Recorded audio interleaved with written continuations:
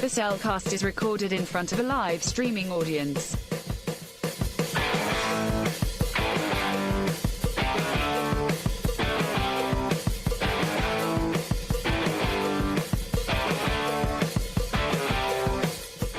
Hello and welcome to another episode of The Cellcast.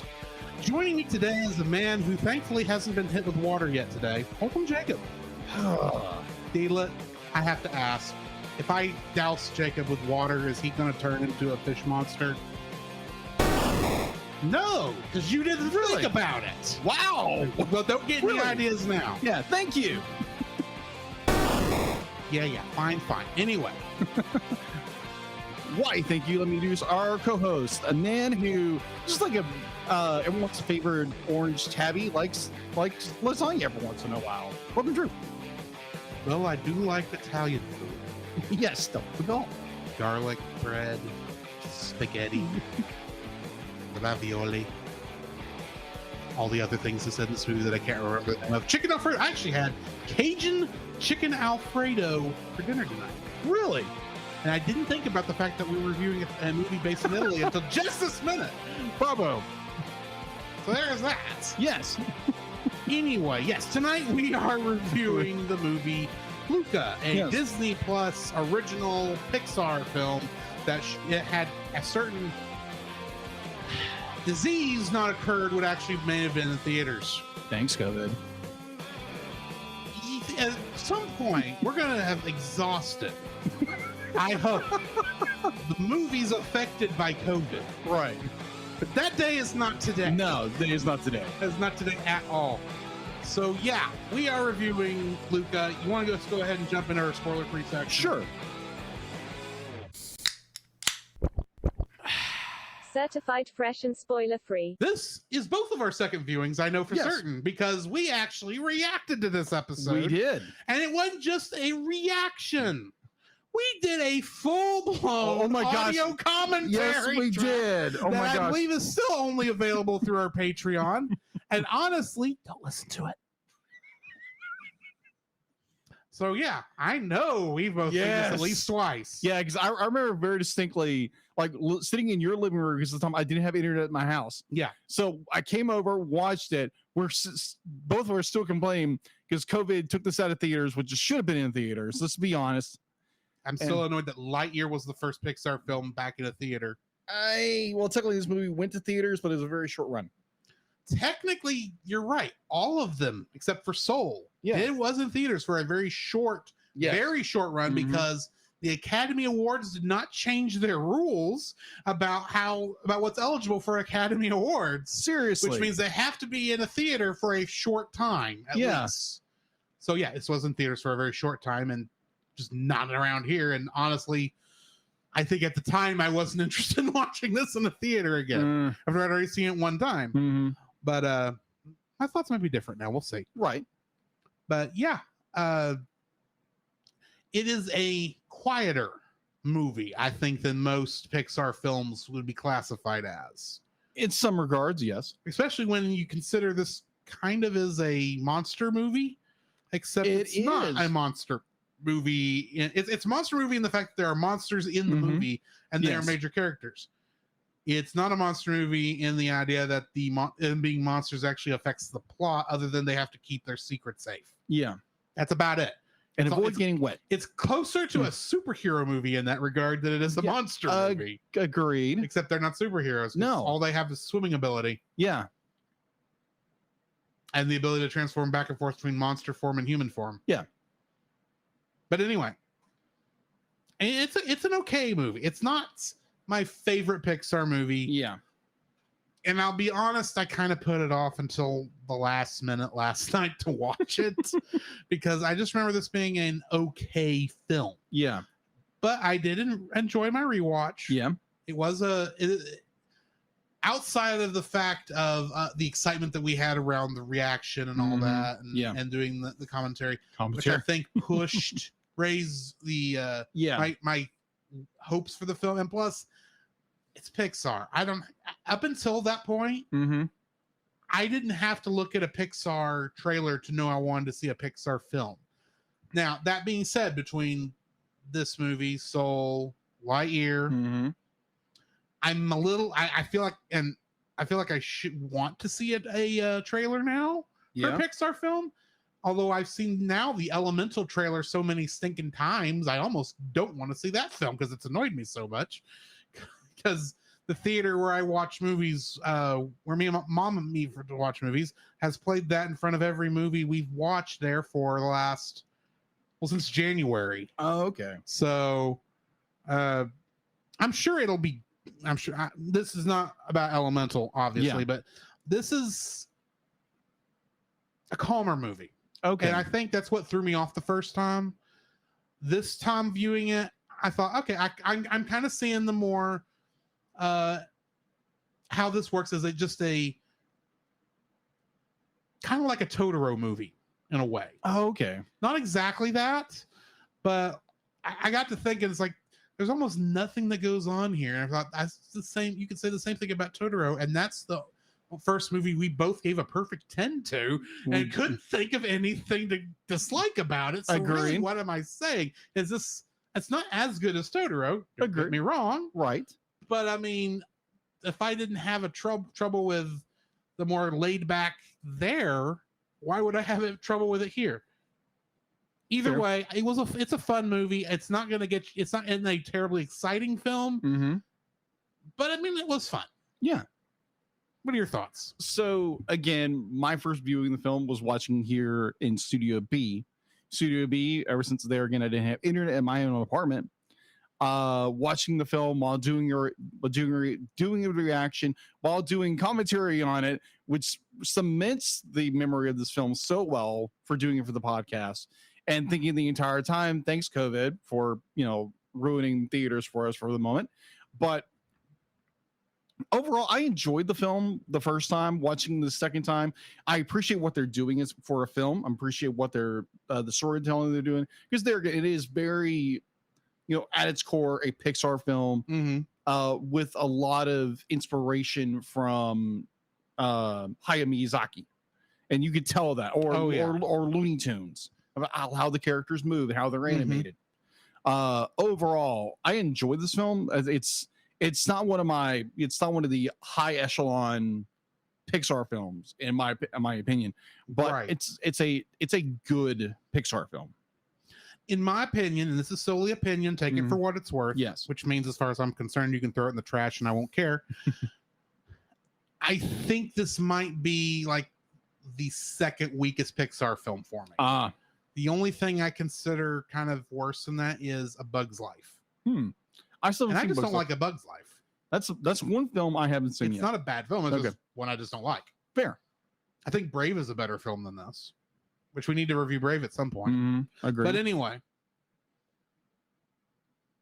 you ready to jump into the full spoiler-filled section? Yeah, let's spoil this thing. All right. Let's dive in. I just had a mental flashback to an old Stephen Curtis Chapman song. Yeah. You know which one I mean? Yes, dive. Yeah. Anyway, the following is a spoiler-filled review for the movie Luca. Listener discretion is advised. Luca was written and directed by Enrico Casarosa, and the other major thing he's directed was the Pixar short La Luna, which I don't remember which movie that was in front of. Oh, yeah, I didn't think to check that part. I think that may have been in front of Inside Out. You could be right on that one. I could be wrong there. Could. Anyway, it was also written by Jesse Andrews, Simon Stevenson, and Mike Jones. Cast: we've got Luca Paguro being played by Jacob Tremblay, and he played a character named Bradley Trevor in Dr. Sleep. Alberto Scarfano was played by Jack Dylan Glazer, and in the movie Shazam, he played Freddie Freeman. Julia Marcovaldo was played by Emma Berman, and in the upcoming Young Jedi Adventures, she's playing a character named Nash Durango. Nash Durango, that's an interesting name. Oh, it's a Star Wars name. Of course. They're always very interesting. Ercole Visconti was played by Saverio Raimondo, And in an Italian film I had never heard of, and all of his films were Italian films I had never heard of, besides this one, obviously this one, he played a character named Il Nero in something called Lo e Angela. I have no idea what that's about. Daniela Paguro was played by Maya Rudolph. Okay. And she is Aunt Cass in Big Hero 6. Of course. Massimo Marcavaldo was played by Marco Baracelli. My apologies if I'm mispronouncing these Italian names. But in something called Holy Silence, he played Pope Pius XII. Literally, I had a hard time picking some of these, as you can tell. Yeah. Lorenzo Paguro was played by Jim Gaffigan, the comedian. And he was, of course, Van Helsing in the Hotel Transylvania series of movies. Yes. You know, after they got bad. We still need to do the fourth one at some point. We've done the first one, did second 1, 2, and 3, and the short, but we have not done the fourth. That's right. Yeah. The one that I'm getting Adam 2 and 3. Well, we haven't done the one without Adam Sandler in it. Yes. Yet. Anyway, and then Grandma Paguro was played by Sandy Martin, and she played the grandma in Napoleon Dynamite. Film I haven't seen that yet. So you wouldn't know what I meant if I told you to get a dang quesadilla? No. Okay, then. No idea. She's that character who says that line. Oh, okay. She's in the movie for like 5 minutes at most before she's stuck in a hospital for like the rest of the movie. Anyway, Kingdom Hearts connections. Want to guess? 2?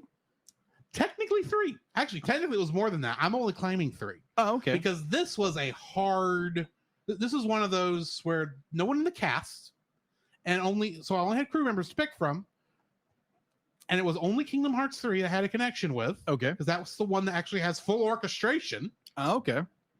So yeah, the music department on all 3 of these guys, Mark Graham, George Doring, and Joe Zimmerman. Music department on both Kingdom Hearts and Luca. Okay. And that's all I've got for casts and such. Okay. What do we got in info and stuff? All right. So IMDb has a 7.4 out of 10. It's available to watch on Disney Plus.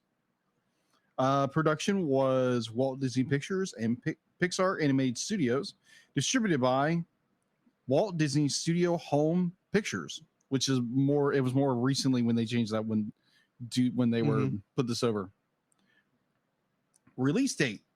So going into that, Luca was originally set to be in theatrical release in the United States on June 18th, 2021 by Walt Disney Studio Movie Pictures. However, on March 23rd, 2021, Disney announced the cancellation of the film's theatrical release, sad face, and instead was released worldwide on their streaming platform, Disney Plus, as a result of the COVID-19 pandemic. Thanks COVID. On that same date. Box office, it actually did have it did have a box office release. There's no budget anywhere I can see. They never released the budget for this film. They probably didn't need to. Probably not. So the film played 1 week theatrically engaging at a film we just reviewed at the El Capitan Theater. I think, either or. On June 28th through the 24th, 2021, and international markets where Disney Plus was not available, was released theatrically. What movie was it released theatrically with? You said we had just reviewed the movie, but then didn't say what the movie was. Oh, I'm sorry. I was getting the theater in which Snow White and the Seven Dwarfs was released. Oh, okay. Yes. I was getting those two reviews up. Fair enough. Yeah. So, yeah. Apparently, it was also released on June 13th in, of all places, Genoa, for a 3-day run, by a nonprofit organization, Media Cinema, to raise funds. And other entitlements for charities, which is interesting. So streaming, obviously, this movie went directly to Disney Plus. According to the NASDAQ rating, Following its opening weekend, Luca topped all original movies in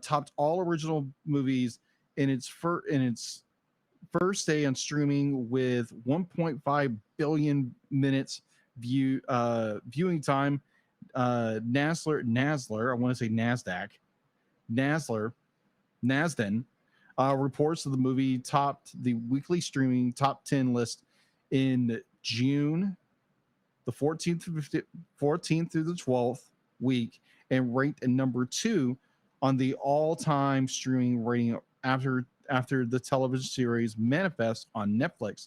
The film continued to play well in subsequent weeks, logging in 1.15 billion minutes viewership between June 21st and 25th, equal to about 1.5 million total watches, the second most for an original film behind The Tomorrow War. Luca was the most watched stream film in 2021 with over 10.6 billion minutes viewed.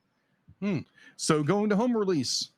Luca's released to the home market on July 1st, 2021, when it was announced that the Walt Disney Studio Home Entertainment would release Luca on Ultra HD Blu-ray, DVD, and digital on August 3rd, 2021 in the United States, and on August 23rd, 2021 in the United Kingdom. So that's all I have for info and stuff. Alrighty. Getting into the summary. It is 1959 during the summer. Timid sea monster child Luca Paguro herds goatfish off the coast of the Italian town of Porto Rosso. His parents forbid him from approaching the surface, feeling that he might be hunted by humans. One day, Luca meets Alberto Scarfano, a fellow sea monster child who lives alone in an abandoned tower on dry land. When Alberto encourages Luca to venture out of the ocean, he finds out that sea monsters turn into humans as long as they are dry. Luca begins sneaking out to meet Alberto, and they become friends, wishing to own a Vespa and travel around the world. Upon discovering their son's actions, Luca's parents decide to send him to live in the deep with his uncle Ugo. In retaliation, Luca runs away from home with Alberto to hide out in Porto Rosso. The boys run afoul of Ercole Visconti, the local bully and 5-time champion of the Porto Rosso Cup, a triathlon of swimming, pasta eating, and biking. When Ercole tries to soak Luca in a fountain, Giulia Marcovaldo, a young girl, stops him in hopes of winning the money needed for a Vespa. The boys team up with Giulia for the triathlon. Every time I see Julia's name, because it's spelled Giulia, I keep wanting to say Guilia. That makes sense. But her name is Julia. Italian. Fun. Anyway, Julia invites them to stay at her house and introduces her fisherman father, Massimo, who holds grudges against sea monsters. Meanwhile, Luca's parents infiltrate the town to find their son. Julia and Luca bond over their love of learning, making Alberto jealous. When Luca shows interest in attending school, Alberto intentionally reveals his sea monster form to Julia to prevent it. Unwilling to give himself up, Luca feigns surprise to be with Julia, and a betrayed Alberto flees as Ercole's gang shows up to try and hunt them. Heartbroken, Alberto trashes everything in this hiding place. Shortly after, Julia finds out that Luca is a sea monster as well and sends him away for his safety. Luca heads to Alberto's hiding place in an effort to reconcile with him and learn that he was abandoned by his father long ago. Although Alberto declines to participate in the triathlon, Luca promises to win the Vespa to rebuild their friendship. The triathlon begins with Luca and Julia competing separately. Luca successfully completes the swimming race and pasta eating contest without revealing himself, but rain begins during the bike race. Alberto shows up to give him an umbrella, but Ercole knocks him to the wet ground, exposing his sea monster form, much to everyone's horror. Luca this time helps him, albeit revealing himself as well. They resume biking, with Ercole now trying to harpoon them for money, which is stopped by Julia smashing her bike against his. Luca and Alberto unintentionally cross the finish line, but turn back to help Julia. When Ercole and other townsfolk confront them, Massimo stands up for them and insists that they have won. A few of the townsfolk are revealed to be sea monsters as well, and Luca is finally reunited with his family. The humans welcome the sea monsters with the exception of Ercole, whose prejudice turns him into an outcast. His henchmen, who were fed up with his abuse, throw him into the fountain and abandon him. Luca and Alberto buy a Vespa, but Alberto sells it to get a train ticket for Luca, allowing him to go to school in Genoa with Giulia. Luca's family, Massimo and Alberto, see Luca and Giulia off at the train station, where they all promise to stay in touch. During the credits, Luca meets Giulia's mother and attends school with Giulia, whereas Massimo adopts Alberto as his son. Getting into the trivia for this, Porto Rosso can be seen as an advertisement on a travel agency window in Pixar's previous film, Soul. In the Marcovaldo kitchen, the brand of the stove is Caldino, which means little hot, while those of the fridge is Freddino, meaning little cold. Yeah, okay. Alberto's surname, Scorfano, is Italian for scorpion fish. Yes. It's commonly used to indicate that a person is not good looking. The favorite pasta dish in Marcovaldo's house is Trenette al pesto. It's the flagship dish of Genoa, the city where director Casa Rosa comes from. Trenette are a kind of flat spaghetti. Pesto is a sauce made out of basil, parmesan, pine nuts, garlic, and olive oil. Out of all the characters in the film, Luca has the largest eyes proportional to his head, since he is so curious and eager to take everything in. That makes sense. Director Enrico Casarosa stated that he drew inspiration from the films of Hayao Miyazaki when creating the film. The character Luca's original last name was going to be Porto Rosso, a nod to Miyazaki's Porco Rosso. In the final version of the film, the character's surname was changed, and the last name of the town was changed to Porto Rosso. Ironically, also a movie set in Italy. Just throwing that out. Yeah, very true. When asked why he chose Luca as the film's title, Casa Rosa said that he had based the film on his friendship with his childhood friend Alberto, but he couldn't just use in his own name, Enrico, and chose Luca because it's simple and it's pronounced well in America too. In an interview by the director, Enrico Casarosa indicated that the plot of a shy, reserved kid who befriends a nonconformist type who pushes him into becoming more open is directly based on his own experiences as a child. He also said to have spent as a kid summers at Cinque Terre, where the movie is originally set. So yeah, that's what I got for trivia. Jacob, what is your first like for this film? My first like would be the animation, especially how the characters how they express themselves, how these characters express themselves, their animation. Because if you look at how their walk cycles, how they move, how they fall, has so much of the like Looney Tunes, like just kind of like not rubbery, but has this very fluidity of walking and like they move and everything. It's so I enjoy the animation for that. How the character movement is so wonderful, and definitely when Luca goes flying off his bike, it's just that head over heels, just flop, just like you'd see in old Looney Tunes shorts. The exact same way, like with a Hayao Miyazaki film or something like that. It's just like it's so beautifully well done. It's a different style of Pixar film that makes it its own, and it's set in Italy. Yeah. What's your first one? I like the transformation sequences from the sea monsters to the humans. Yeah. That transition is done very well, and they did a good job of making it believable that the human models and the sea monster models were the same persons. But the way they animated that transition of the scales coming out, and it was done very well, including those instances where they only could be half transformed because they only got a little bit wet. And I appreciated a lot of that because that was very interesting to see. Yes, I agree. What's your second like? My second like would be the not family, but friendship dynamic between Luca Alberto and Julia. Alberta and Julia. Thank you. I just forgot the names for a second there. My apologies. Yes, where it's like Luca is the very shy one. Alberto. Yes. Again, I am terrible with names. Alberto is a town in Canada. Yeah, Alberto. Yeah. Alberto is the outgoing, rebellious type, and then you have Julia, who's the another one of the outcasts and who wants to prove herself.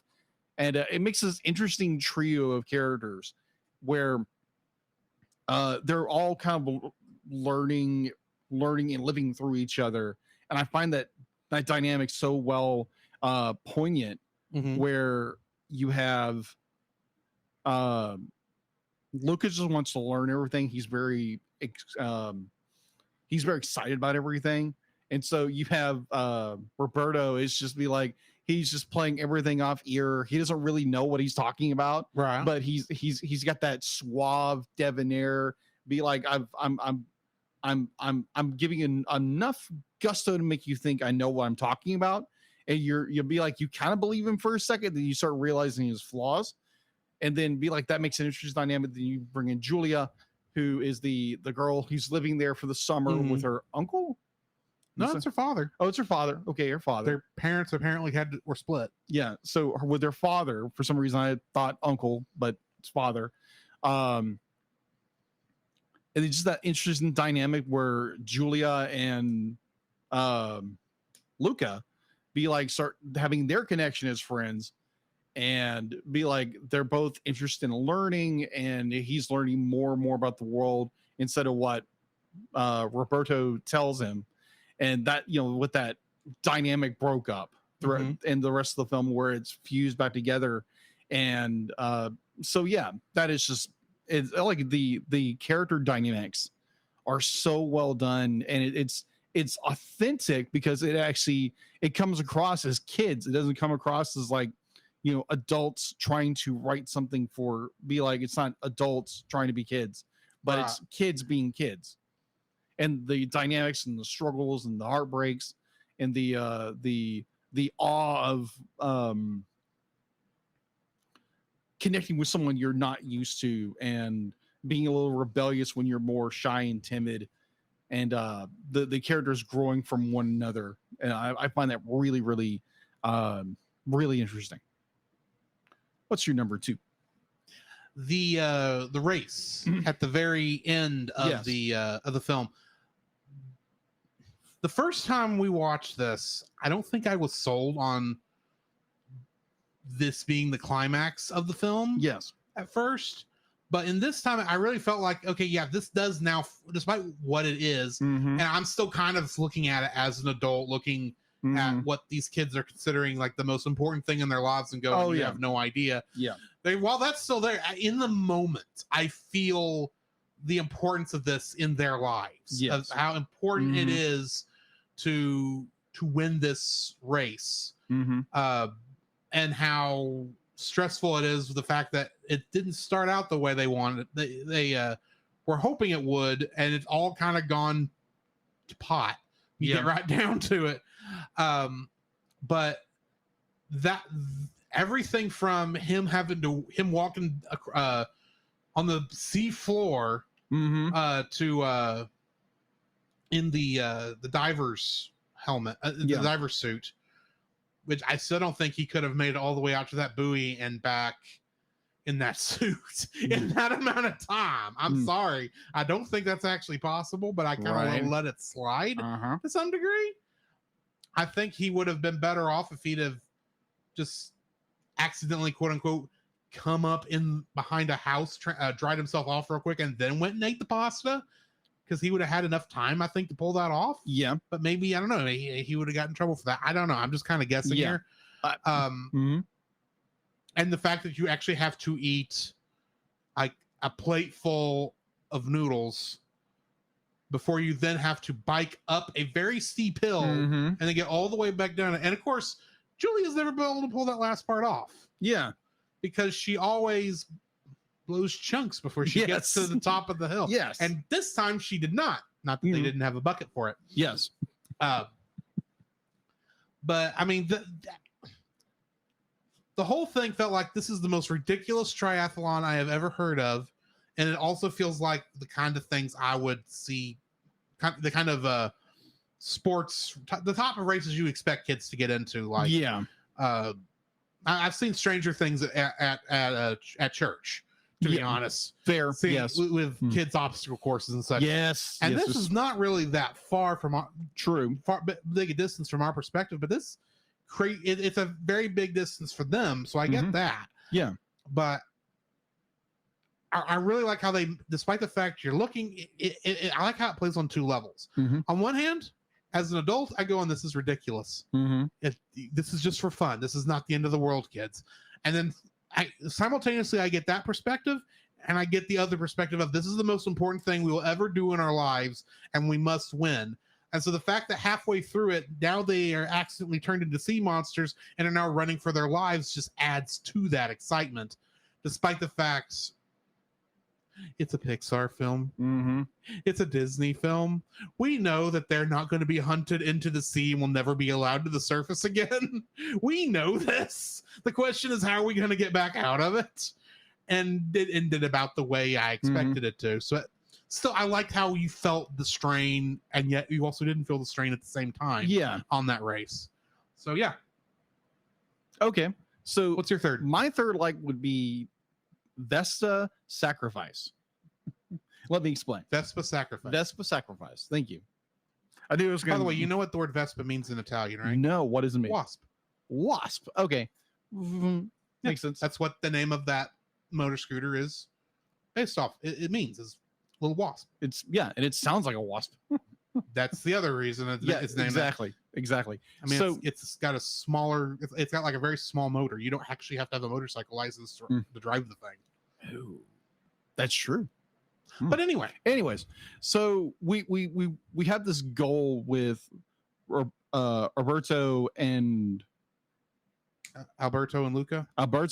Thank you. And why am I terrible with names? Alberto and Luca, their goal is to buy a Vespa, right? It does not hurt your case that these are harder names. Yes, than most names. So yes, I think you get a pass. Okay, all right, or more of a pass than usual. Okay. But Alberto and Luca's ambition, their drive for entering the competition is to buy their Vespa and to travel the world and to understand everything that a little 10-year-old could. Yes. And they strive to be like, their whole goal again is to buy the Vespa. And they learn what a Vespa is. They're still infatuated with it. And like any little boy, it's like, oh my gosh, I learned about this car and I want this car, or I want this toy, or I want this or this or this. So your ambition becomes that, and your goal and your drive is that.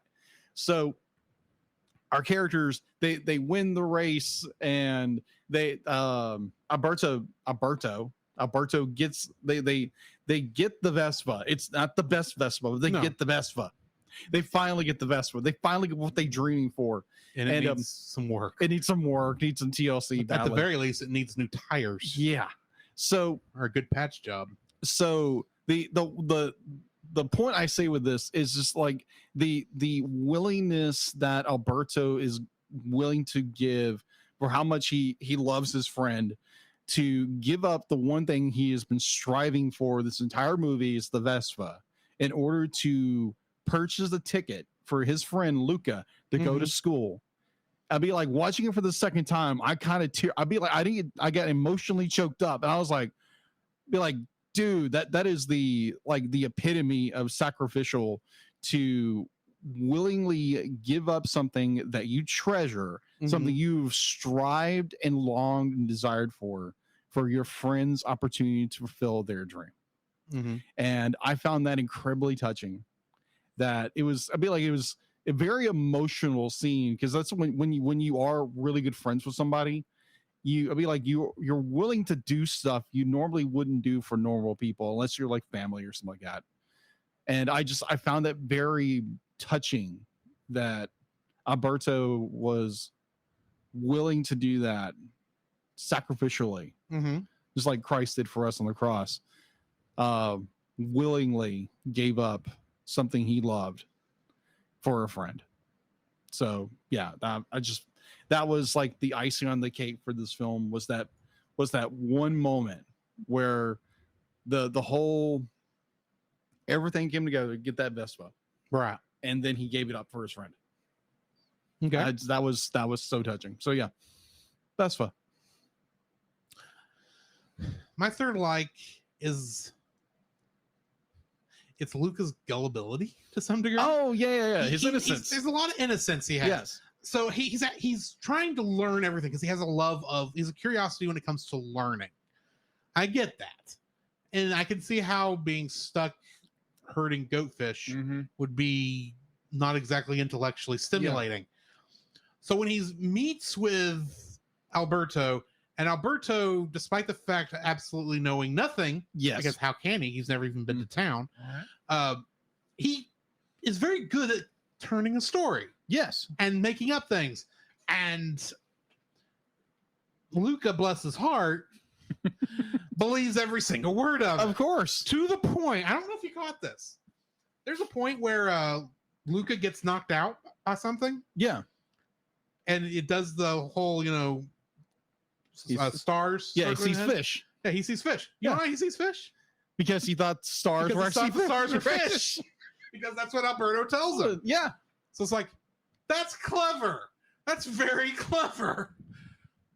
Well, and then of course there's that dream sequence when they have launched their Vespa into space and they're flying among the starfish. Yes. Pardon the pun. And the giant moonfish. Yes. And he goes to touch it and then turns back into a sea monster because, as we all know from Finding Nemo, you don't touch the butt. You still don't know what that means. I've seen Finding Nemo. I have seen Finding Nemo. Okay. It's been a very long time since I've seen Finding Nemo. It's just when you touch the boat, we'll say it right the right way this time instead of the way they said it in the movie. You touch the boat or the underside thing of the thing you're not supposed to touch. Bad things happen. Yes. And in this case, you wake up and you're a sea monster because, and I quote, the sky leaked. You know what this also reminds me of? The Little Mermaid. I can see that. Yeah, where Ariel will be like, doesn't know anything about the real world. And so like all the items she finds, and what does she? Scuttle is the expert about everything. Yeah. And he's like, I want to call him Alfonso now. It's not Alfonso, you goober. Alberto. He is not Arthur Fonzarelli. Alberto is giving him all this stuff he thinks is true, but he has no way of knowing it's not. So. Yeah, exactly. So I found those little parallels between like a Disney Pixar film and a Disney film. Yeah, about someone learning what it means to be on the surface. Exactly, and how the world is not what they think it is. Exactly. But on that note, now we got to talk about our dislikes. Yes. What's your first dislike for this film? Oh my gosh, this is a hard one. I'll refer to you because I'm still working on mine. Okay. Yes. My first dislike is our bully. Oh, yeah. A, you don't like him because you're not supposed to like him. Right. Granted, that should be like that kind of makes it sound like I'm giving this a backhanded dislike because of course I don't like him. You're not supposed to like him. This is like not liking Gaston or Scar. You're not supposed to, but you'll note if you go back to those episodes, I listed those characters under likes, not dislikes. Yeah. Because while I am not supposed to like Ercole, the fact is he's not even that interesting a villain. Agreed. If you want to call him a villain, I don't even think he technically even rises to the rank of villain. He's just annoyance. He's more he is an antagonist, but not. He's the antagonist of the film. There's no doubt about that. Yes, and he does a good job of being a roadblock for our heroes. Yeah, but my issue really is the fact that this. I know he's a kid, and he really can't be that much of is he a kid? He's 16. They said he was 16. Okay. This year. Okay. Again. That's what they said. Yes, but this year I mean it. No, he's obviously an antagonist, and the thing is, and I know bullies usually don't really have a good reason for being bullies other than appearing to be popular or better than everybody else. I know that's kind of the whole shtick of the bully character. But the fact of the matter is, when he was finally defeated, okay. We have had villains in the past that were kind of so. Yeah, agreed. And I was still happy to see them get their comeuppance. Yeah. When he gets his comeuppance, I was like, dude, what are you still doing here? Go. We don't care about you anymore. Leave. Yeah. You are not important enough. You're not even that interesting a character. If you were not here, the only thing that wouldn't happen is you wouldn't be trying to kill somebody. Yeah. And obviously, everyone else has had it with you too. Even when his goons, yeah, you know, his goons giving up on him and pushing him into the pond or whatever. That should make me happy. That should make me excited. It's like, yes, you finally are standing up for yourself. And I'm going, why didn't you do that years ago? Yeah, this kid is not just. A good villain is someone you either love to hate or you hate to love. Yeah. This is the third type of villain, which is not a good villain, and that's just annoying. Yes. You know who this villain reminds me of? Who? That ice cream man from 100% Wolf. Oh, crap. Yes. He is about that. Yes. Oh, my gosh. That effective and interesting. Yeah. I just don't care about this kid. Even other Pixar films where they have obviously evil characters that you kind of are just glad to see gone by the end of the film, you kind of are looking forward to seeing how the hero is going to defeat them, rise above them, become better than them. I didn't feel that way about this character. It's like, these kids are already better than this kid. Yeah. He's a putz. Yeah. He's a guy who thinks he's all that in a bag of chips. And we know from the beginning he's not. He just happens to know a couple people. And as soon as it starts, by the end of the film, they're all going to leave him high and dry. And your hope is that maybe then there might be a turnaround. You might see your character rise above even their dislike of the kid and maybe befriend him. Yeah. But they don't even do that. It's like, no, this kid tries to kill them with the harpoon. Granted, that would put a damper on any relationship. Yeah, it would. And he's been an annoyance this whole time, but at the same time, it's like we don't get to revel in his defeats. We don't get to revel in him being evil, and we don't even really get any satisfaction from him turning over a new leaf. This is a one-note villain. And I don't even really consider it. He's a one-note antagonist.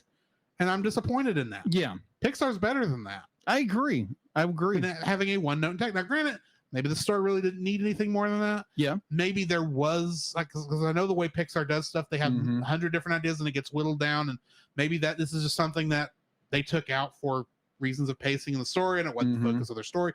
But I just wanted better from this kid. Yeah. Either as an antagonist or to come around at the end and ask for forgiveness for what he's doing and then have the kids forgive him. If it's not one, it should be the other. And it's neither. And that's disappointing. Yeah. That this is just, he's an annoying antagonist and he learns nothing. Yeah, I would agree. And our characters don't get to learn anything from him. He's just someone they beat. Yeah.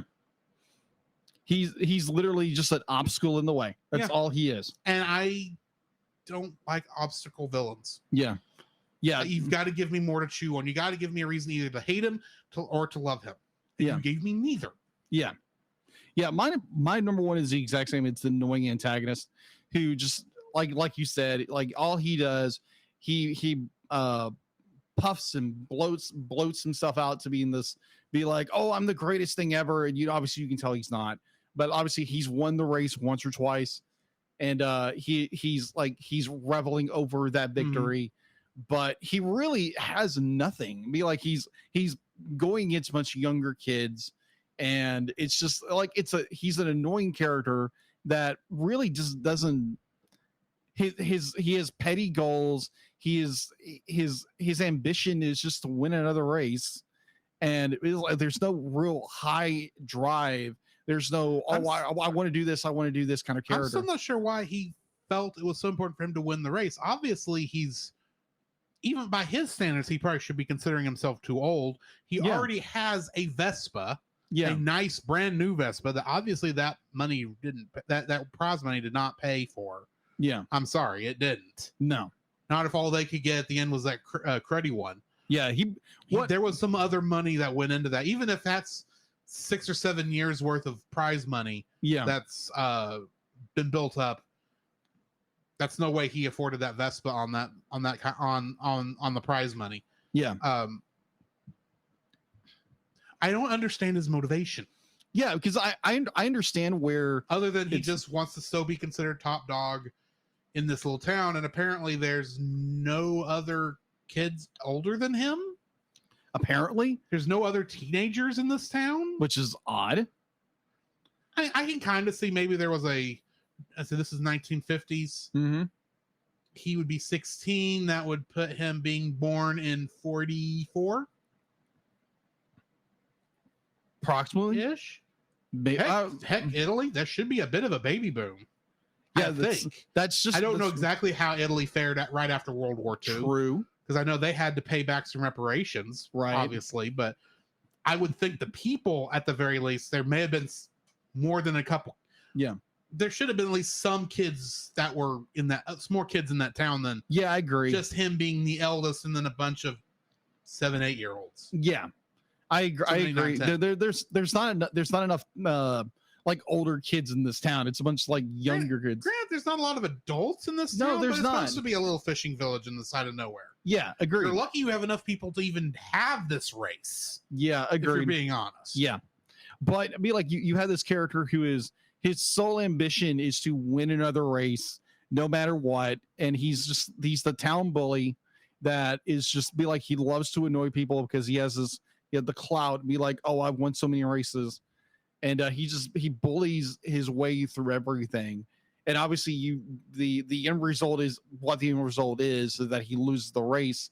Actually, I would listen to a podcast about true crime, and this guy who's very similar to our villain, who was the town bully. He threatened people's lives, and the town went all vigilante on him. Let's just say that.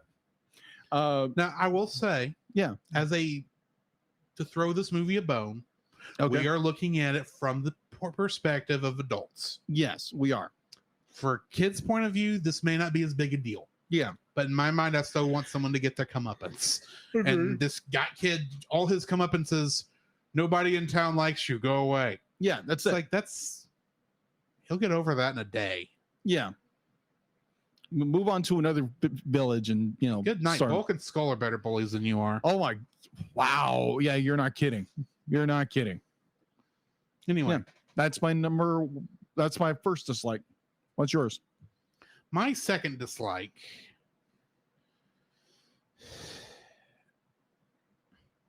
My second dislike is gonna have to be the fact that the anglerfish dude. The one from the trench that was semi-transparent, and Luca had to punch his heart to keep it going. Oh, yeah, the uncle. Yeah. I like his design. Yeah. I like the fact that he exists. I hate that he's only in 5 seconds of this movie. True. And, I mean, it does not... Granted, once Luca has escaped and has run away, that's...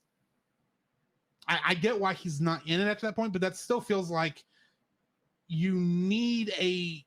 I kind of wish the parents had brought him along, and we had to keep dealing with his heart stopping or whatever, so that it felt like there was more of a, if Luca and Alberto don't get the Vespa, that he might have to go to the bottom of a trench. Yeah, make it feel like there's actually a more of a reason to go about this, because for the most part, Luca doesn't even know his parents are in town. Yeah, for most of the film. Now, granted, his parents are hilarious. Yeah, I agree. They are throughout this. They and are. How many close calls they get is kind of funny. It is, but I kind of wish it felt more like, oh, every time Luca turns around, there's he's almost like he maybe is scared of his uncle. Yeah, I can imagine through some nightmares or something, but we don't even get to see that.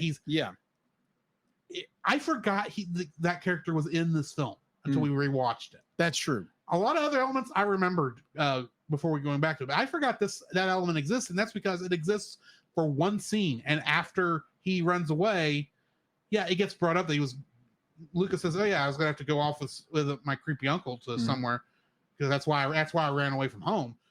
But for the most part, other than that character was okay. A few weeks ago when we reviewed Fern Gully, yes, we had that big lizard that we barely talked about. That's the goanna. Yes, who's in the movie for what? One song and then goes. Yeah, and I believe on some parts of the internet they call that a big-lipped alligator moment. Yes. This uncle was a big-lipped alligator moment. He existed for this one scene to give an excuse for Luca to run away from home. Yeah. From his perspective for real, but I almost want him to be the secondary villain. Obviously one that might say, I understand. Yeah, we're not going that way, but help his parents. Look for his nephew. I would assume he would be wanting to do that. You would think. But he doesn't even do that. I don't want him to be a villain per se. Yeah. But he should be like, this is something we're worrying about, because not only are we having to worry about his parents finding him, but now there's a third one. And the third guy, he's even creepier to look at. So he might actually be causing more trouble in town now that he's being seen, other than the weirdo adults who keep throwing all the kids in the fountain. Oh, gosh, yes. While playing soccer. I just wish there was more to it, and I kind of wish the grandma had more of a role. Yeah, agreed. It's just there's a lot of characters who are in the movie for like a short bit. Yeah. At the beginning and at the end, and the rest of the time it's like, because once we get to town, all the sea monster. I mean, those are the only two other sea monster characters, really. But outside of background characters, I just wish we had more of. I want all these quote unquote major characters to actually have more of a role in the film, even though they're not really major characters. You know what I mean? Yeah, that's my second dislike. I agree. Now, my second dislike is more like, help me if I'm wrong on this one. Just point out if I'm wrong. So the parents, again, the parents are hilarious. Yes. They're absolutely hilarious throughout the entire film. Which I wanted to give a kudos to Jim Gaffigan playing the father, because I did not realize that was Jim Gaffigan. Oh, okay. Because he didn't sound anything like Van Helsing does, and he doesn't sound like his stand-up. Oh, okay. I've listened to a lot of Jim Gaffigan's stand-up. This character sounds nothing like him. Oh, okay. So he did a good job of messing with his voice. So normally we have characters. What is their ambition? What is their drive in order to prevent someone from doing something? Right. Right. Okay. So with Luca, granted, we know the parents are really worried about the safety of their son. Yeah, they're obviously very worried about him, but we don't have a motivation. Why? Be like, obviously, it's like we don't want the humans or what do they call them in the films? Land monsters. Land monsters. We don't want the land monsters to get you. Okay, so we get there, fair, but at the same time, be like, it's okay.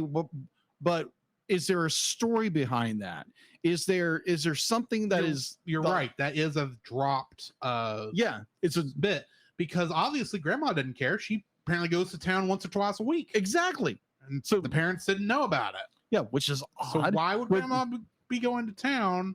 And why would the parents not know grandma was disappeared for a while? Exactly. Where she went. Grandma can go where she wants, but still. But at the same time, you brought up a good point, because the idea that this is based on a big Italian family, correct? Yeah.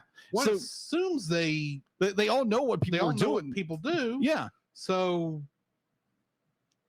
why would grandma be fine going to town every once in a while, but now I don't know whose grandmother she is. Yeah. If it's the father or the mother, but either way, why does neither of the parents the mom and dad, why are they scared? Yeah. Why are they scared of the land monsters when grandma's not? Yeah, exactly. spooked them from ever going on to land. Exactly. Give us that backstory. Give us what I think we can imply, considering time period. The war did that. That could be a good factor. But that's a theory. Yeah. The movie never states anything about fighting or anything. It's just, they're scared of land monsters because land monsters fish. Yeah. And it's like, I get that, but then why is the grandma not spooked? Yeah, exactly. So it's kind of it's understanding where, like, how I put it. Hold on one second. All right. Being clammy parents, being like, just like we're trying to shelter. Yeah, sheltering parents. Sheltering parents. Yeah, sheltering parents. We're getting real punny in here tonight. Yes. So again, like when you're growing up, be like your parents are, kind of shelter you a little bit. Want to make sure you're not, completely, bamboozled by the world, which is a good thing in some cases. But it's be like the parents, we don't really get we understand the parents' motivation of we want to protect our son, but at the same time, I would love to see like a little more deeper backstory into why, instead of just be like, oh, the monsters on top are just they want to do this and this. But if they could have gave us a little more story, like maybe like Finding Nemo, or like, heck, most Pixar films give you a better I wish they would give us a more backstory on why the parents are very concerned, because obviously the grandmother has no problem with it, because we learned that later. So I wish that we would give more backstory, because that would be a little more. It's like, okay, did a relative they died? Did they get pulled up by the fishermen, and so that's why they're so scared of them? Because it's just like the motivation is like, okay, we want to protect her son, but what's a deeper reason? I mean, I get why the humans are scared of the sea monsters. Oh yeah, because they're sea monsters. They're sea monsters. They probably haven't seen sea monsters in years, but there's been sightings.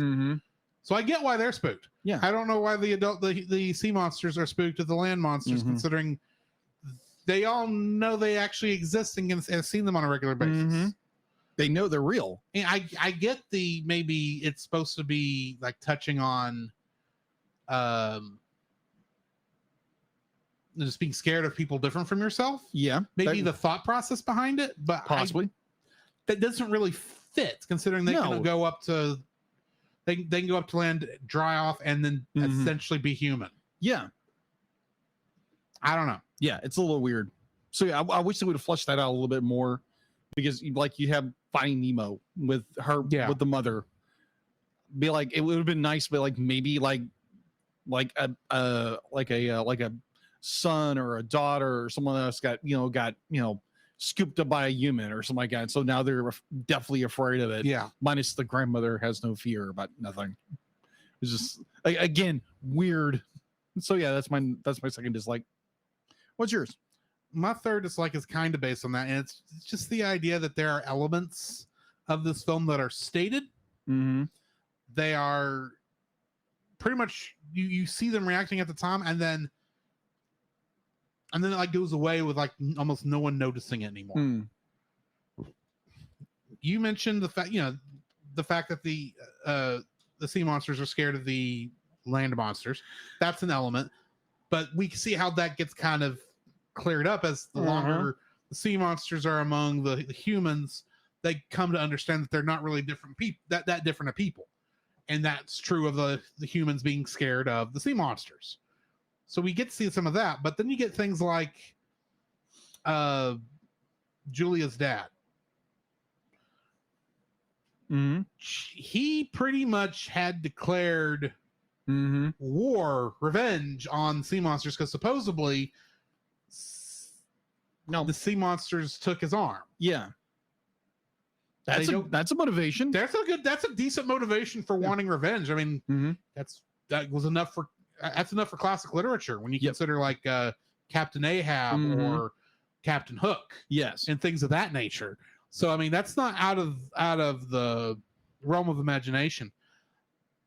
And granted, for most of the film, he doesn't seem like an angry man, like, and you kind of get the suspicion that, you know, he knows what the kids are, what Alberto and Luca are. But honestly, his turn at the end where he says, yes, I know who these boys are. They are the winners of the race. It's like, shouldn't you be the first to have to deal with this fact? Shouldn't I see more vile coming from him? More having to deal with it, even if he knew about it beforehand. Yeah. Let us see that he already knows about it and is dealing with it, but also is not wanting to maybe worry his daughter Julia, since these kids seem to be decent people, even though they're these horrible sea monsters. Yeah. And have him let us see the journey of him coming to terms with the fact that he understands that these are just normal people. And the fact is, at the end of the movie, everyone is fine with the sea monsters. Yeah. Except for, of course, our villain, who's just an annoyance. Yeah. We never really get to see the journey of anyone who really should hate the sea monsters with every fiber of their being. Yeah.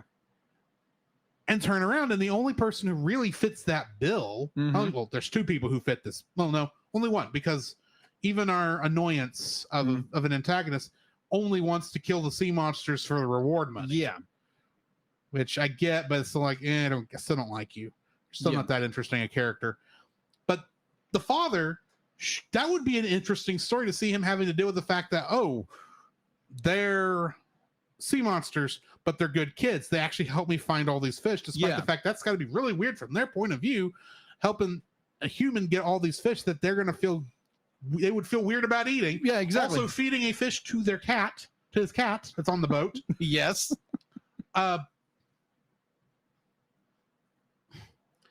This guy could have had a bit more of a story going on where it's like, because obviously we are worried about him finding out throughout most of the movie, but he knows by the end of the movie and does not care, or at least doesn't show that it's even a big deal to him. Yeah. Granted, by that point, he's maybe already kind of got that relationship where, he's going to adopt Alberto during the credits. Yeah. So maybe he's already on that part of the journey, but we don't get to see any part of that journey. Yeah. He reminds me of the dad from Cloudy with a Chance of Meatballs, where he didn't ever show emotion. But that was the joke. His emotions were constant and it never showed. Yeah. He maybe dealt with worry and stuff, and it just didn't show because of the way he was a very stoic person. This guy doesn't feel stoic from the beginning, but then we never see his journey. I feel with like the guy from Cloudy with a Chance of Meatballs, we kind of can see his journey. Yeah. It's subtle, but it's there. This guy's like, you're kind of told in the beginning, I hate sea monsters and I'm going to kill one. And at the end, it's like, yes, they're sea monsters and I don't give a care. Yeah, I don't see how he got to that point. Yeah, there's no growth as a character, except be like it's a growth spurt at the last second, and it's like, if you gave me more with him, I maybe could do this. But the fact is, outside of the fishing scene, the guy's barely in the movie. Yeah, that's true. Which is weird. Which is understandable. It's about the kids, but at the same time, right? But I mean, Luca's parents are in the movie more than he is. As humans. Yes, I agree. Not just the part at the beginning where it makes sense that they would be there, but as humans, they're there and they are doing more than he is doing. Because except for the fishing scene and him happening to be around and cooking and such, he's given such an introduction that you think, this is going to be a bit of stress that we're going to have to, that the characters are going to have to deal with throughout the rest of the movie, because they're going to be hiding who they are from him.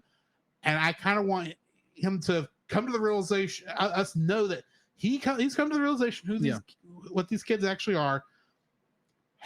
See him deal with the emotional turmoil of these kids being around his little girl that he's protective of. Yeah. So we do see at the very end, he's very protective of her. Yeah. Have him come to the realization that these kids are still kids, even though they're sea monster kids. Yeah.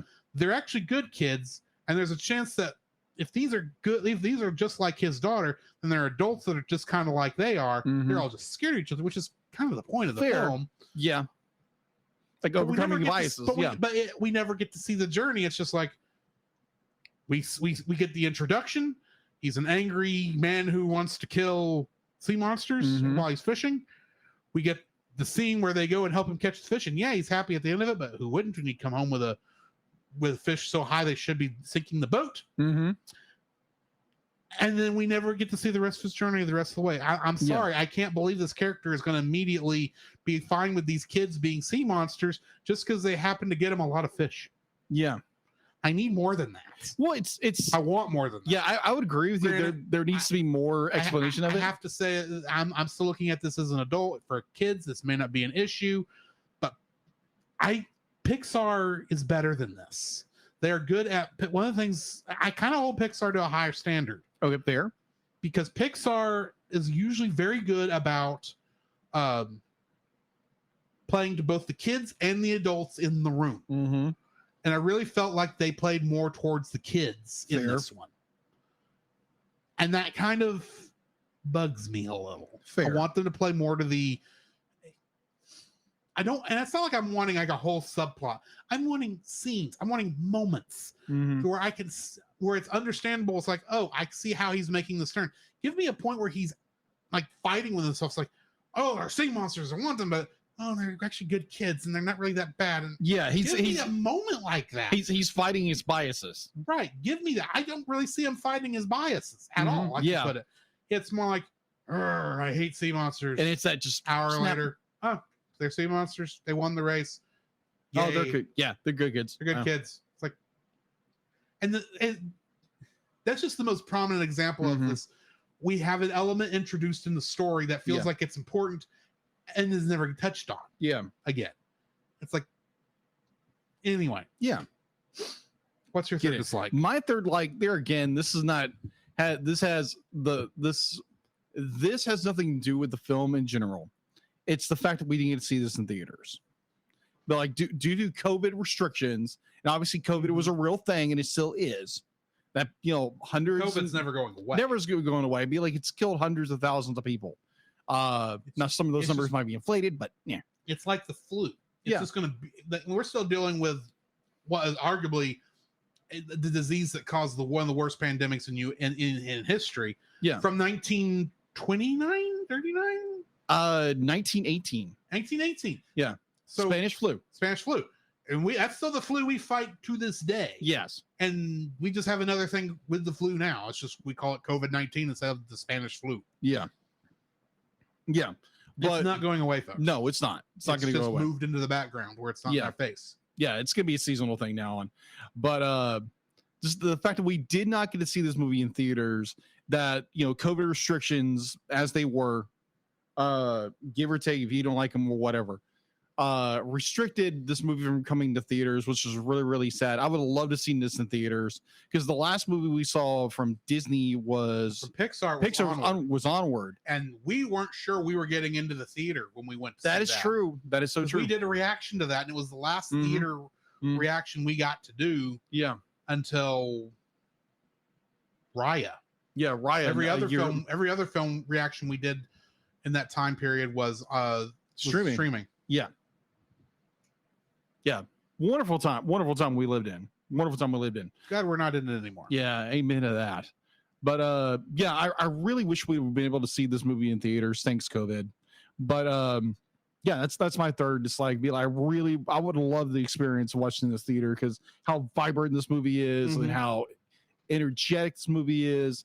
The animation in this movie is Pixar animation is always good. Yeah, very good. It's just my deep desire was to watch this movie in theaters, and maybe someday we'll be able to at some point. Maybe someone will put it in theaters and finally be able to watch it. Maybe at this stage, there are three Pixar movies that I've not seen in theaters. Four. There's four. Luca, Soul, Turning Red, Cars 3. You didn't see I thought Cars 3 was in theaters. It was in theaters. I didn't get around to watching it. Oh, okay. I've heard Cars 3 wasn't any good anyway. I've heard it's different. But either or, that is my third dislike. There were too many movies coming out at that time, and I was very busy at that time. Fair that happens. That's why my streak is broken right now. It happens. So yeah, be like COVID-19, you ruined a chance to watch a movie in theaters. Heck, I saw Planes in theaters. and that's not even technically a Pixar film. That was a Disney Toon film. Disney Toon film. The only Disney Toon they did based off a Pixar movie. That's right. Yeah. Anyway. Yeah. What is your third dislike? I already mentioned it. Just remember, I was going first on the dislike. That's right. You were. Which means we need to rate this thing. Yes. What do you rate? I'm giving it a 7.5. 7.5. Okay. I don't hate this film. Okay. Don't get me wrong. This film is connected to a stressful time in all our lives, at least from my perspective. So that's always going to put a pall over this film. It's a movie I understand at the time why it didn't go to theaters. Yeah.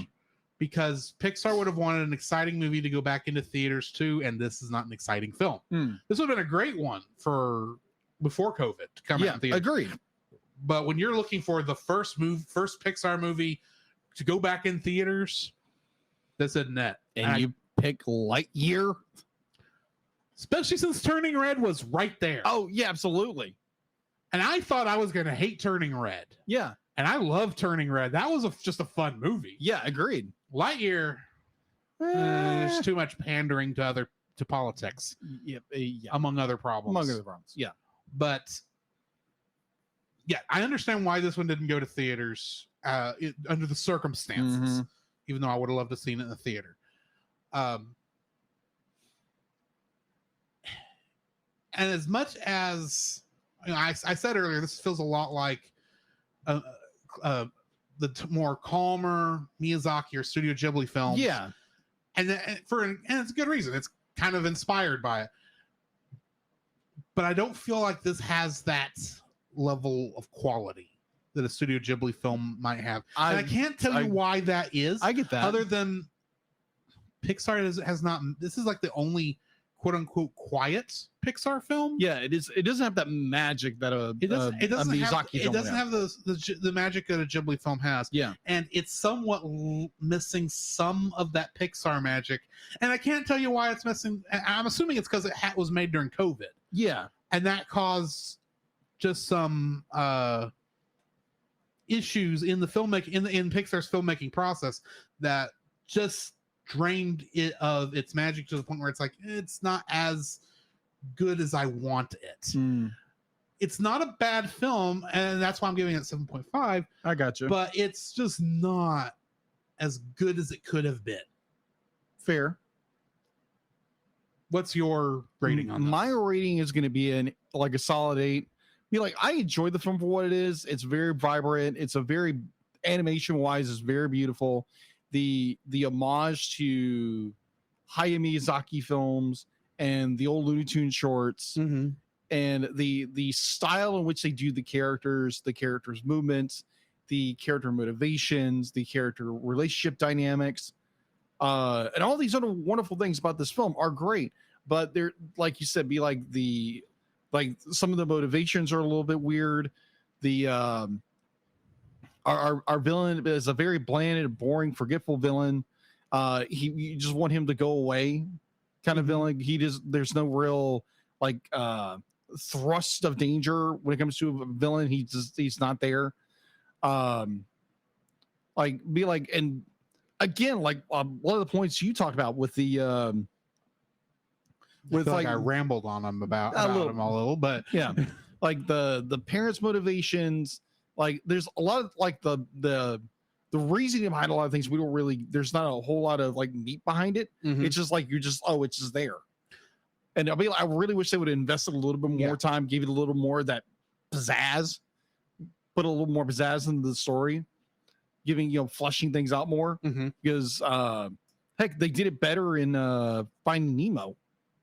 Yeah, in a lot of ways, and I do agree with, but there's something missing about this film that doesn't quite give it that Studio Ghibli magic or Miyazaki film or Pixar magic, somewhere in the middle.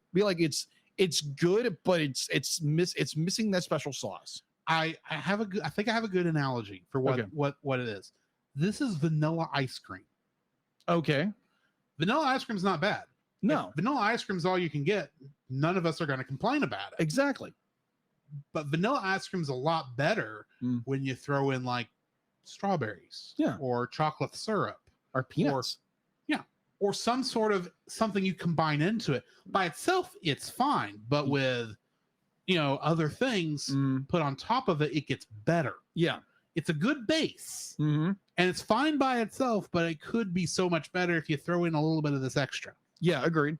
That's a good analogy. That's 8. Next week, we are going to be, if I can get to it, getting there. Next week, we are going to be reviewing another movie from our very first year. Yes. A rewind episode on Batman Beyond, Return of the Joker. And I think we should, I still would love to know what kind of name is Bonk. But Bill, I did a little research beforehand. The Little Mermaid is still coming out next week. So we'll have to figure out how we're doing the reactions for that. Exactly. Because I know me and Ashley are going to go watch it. I know that. Okay. So join us next week for that. I'm going to play the bumpers for the intermission. And when we come back, we are going to be talking what we've been watching, some stuff in the news, and then, of course, some X-Men. This podcast is a proud member of Culture Box. Whether you enjoy geeky reviews, comedy, or original fiction, you can open up the Culture Box and find something excellent for your soul. Point your web browser to culturebox.media. This week, we suggest checking out the Untold Podcast, which is a speculative fiction podcast using the genres of sci-fi, fantasy, and horror, among others, in order to engage the culture's imagination from a Christian worldview. Every month, Nathan James Norman produces and narrates a new story presented in a unique and dynamic way. Check out the Untold Podcast at theuntoldpodcast.com to listen and leave a review on Apple Podcasts. Also, I found out recently that they may be coming out with a new episode finally soon after their hiatus. Woo. So, woohoo! The Cellcast would like to thank the following patrons: Ashley and Francisco Ruiz, Book of Gaming, PaulJPowers.com, and Melanie Dubois. To get your name on the show, plus uncut episodes, early access to the Cellcast, plus reviews and special art from Jacob, please donate to us on Patreon.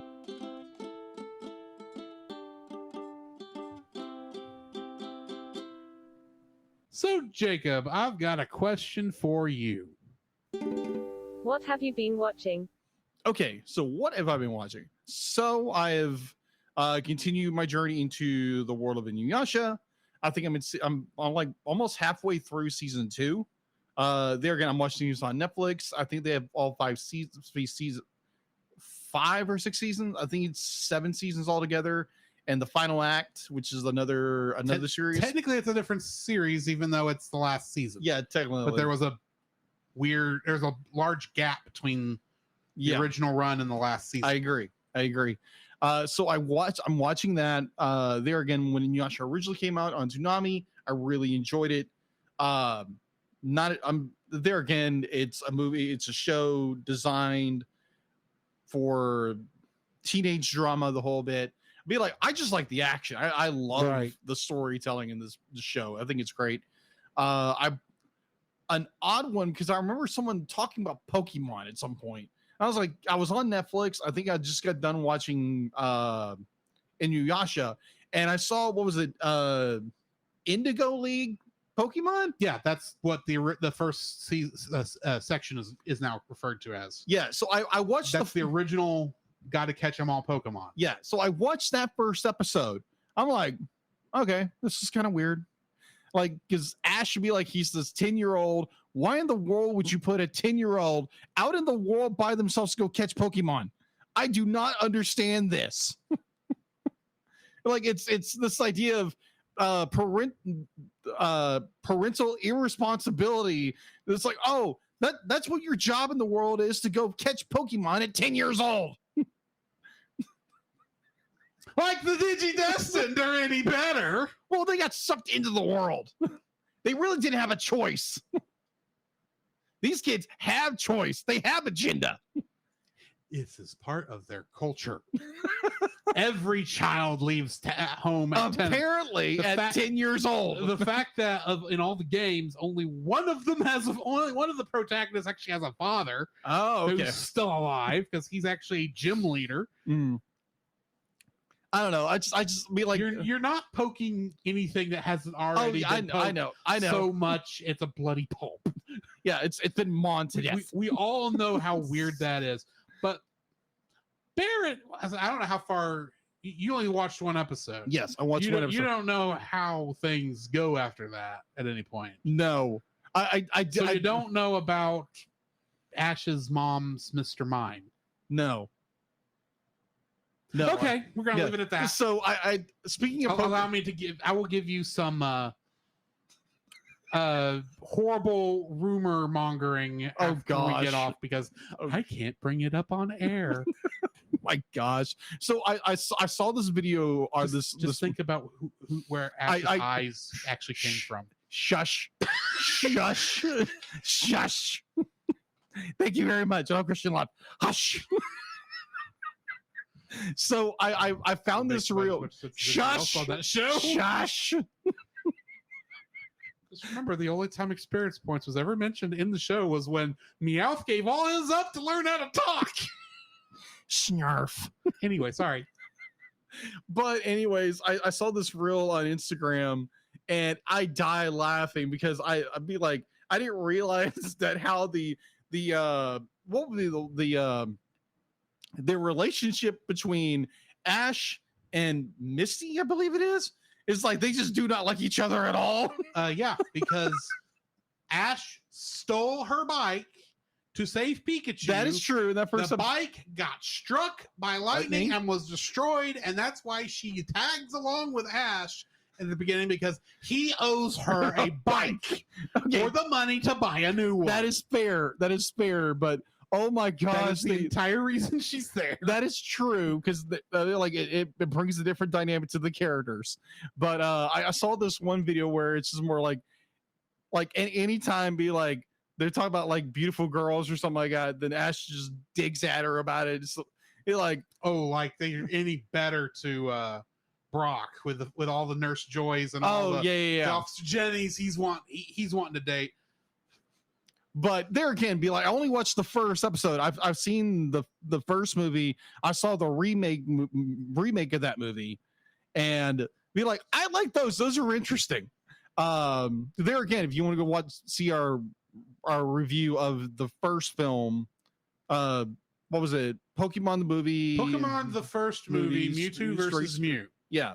It's actually got a super long name. Yeah, that is a very go and check that out wherever you listen to podcasts. So I watched that. We went and reviewed Suzume in theaters. They're gonna thank you, Ashley. Love you for coming out and hanging in with us. And we watched that. The reaction should come out in a couple of days. I'm gonna try Sunday. So then, as most people know, Power Rangers gets brought up a lot in this show sometimes. So as probably most people know who listen to our podcast know that Netflix was coming out with the special Mighty Morphin Power Rangers Once and Forever. It was Once and Always. Was coming out on Wednesday. And my thought was, you know what? I'm gonna get up early. I'm gonna watch this special. Just absorb it because we know the internet loves to spoil everything. Oh, wait till we get to my thing. I'll get to talk about all the stuff. Yeah. I think I know what you're talking about. Let's just say I had a lot that I was worried about getting spoiled this week. Yeah. Mm-hmm. I think I've seen the spoilers on what you're talking about. But yeah, watch that. Really, really well done. And I think I've listened to a few podcasts like normal, YouTube like normal. I'm a true crime fan, so I just watch anything true crime where it's history related. But I think other than that, I might be like, hey, I watched this, but that's all I got. What do you got? Well, on top of Suzume and Power Rangers Once and Always, season finale of Mandalorian was this week. And I was successful in dodging those spoilers. Not that there were many that could come up. So how was Grogu and Friends Part 4? The season is actually pretty decent, especially if you've watched all of the stuff in Clone Wars and Rebels dealing with Bo-Katan